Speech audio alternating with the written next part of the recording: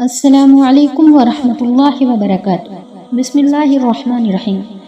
آج کی اس ویڈیو میں ہم آپ کو بتائیں گے کہ عورت کا خوشبو لگا کر گھر سے نکلنا کیسا ہے۔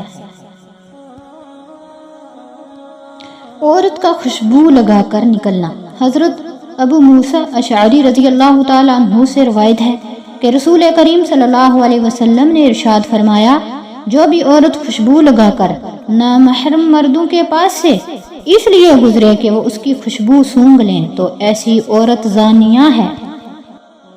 اور ایک حدیث میں اس طرح سے فرمایا گیا کہ رسول اللہ صلی اللہ علیہ وسلم نے فرمایا، ہر آنکھ زناکار ہے، اور عورت جب خوشبو لگا کر مجلس کے پاس سے گزرے تو وہ بھی ایسی ہے، یعنی وہ بھی زانیہ ہے۔